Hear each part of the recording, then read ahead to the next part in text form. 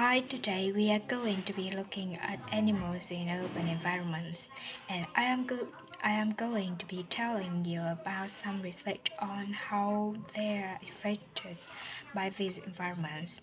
Now, in evolutionary terms, urban environments represent huge upheavals, the source of massive changes that usually happen over millions of years.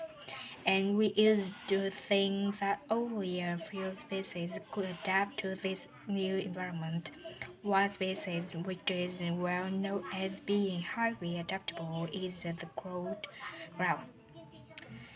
And there have been various studies about how they manage to learn new skills.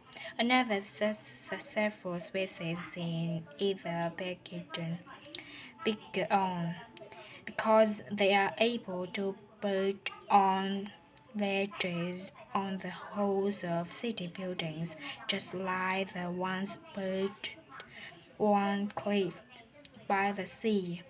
But in fact, we are now finding that these early immigrants were just the start of a more general movement of animals into cities and of adaptation by these animals to city life. And one thing that researchers are finding especially interesting is the speed with which they are doing this. We are not talking about gradual evolution here. These animals are changing fast. Let me tell you about some of the studies that have been carried out in this area. So, in the University of Minnesota, a biologist called Emily Snell wrote, and her colleagues looked at specimens of urbanized small mammals such as mice and gophers that had been collected in Minnesota and that are now kept in museums there. And, sh- and, and she looked at specimens that had been collected over the last 100 years, which is a very short time in evolutionary terms, and she found that these small mammals had jump in brain size when compared to mammals.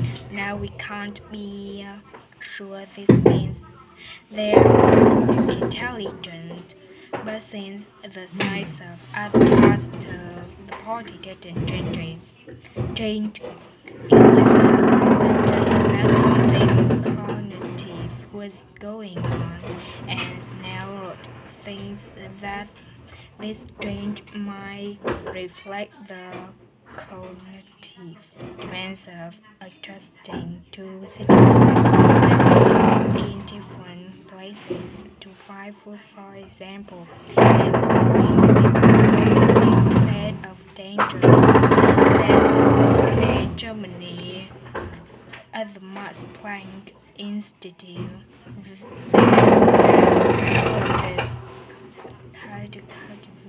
who's done some experiments with vipers living in areas and their autonomy but their behavior. So as you might expect, she's found that the urban blackbirds tend to be quite bold. They're prepared to face up to a lot of threats that would frighten away the situation that doesn't seem to frighten the urban blackbirds. And that's anything new, anything that have experienced. Think about it. That's why quite sensible for a bird living in the city. Jonathan, a well-eating university, is looking at how a range of animals respond to urban environments. He's found that when they are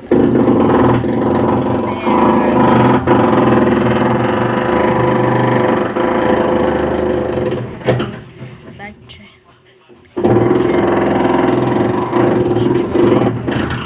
is a sensible seeming adaptation. A rat grows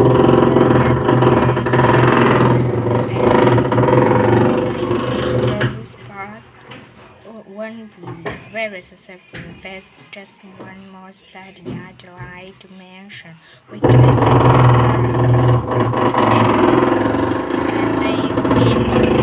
how squirrels communicate in an urban environment, and they've found that the routing part of their communication is carried out by waving their toes. You do also see this in the country, but it's much more prevalent in cities, possibly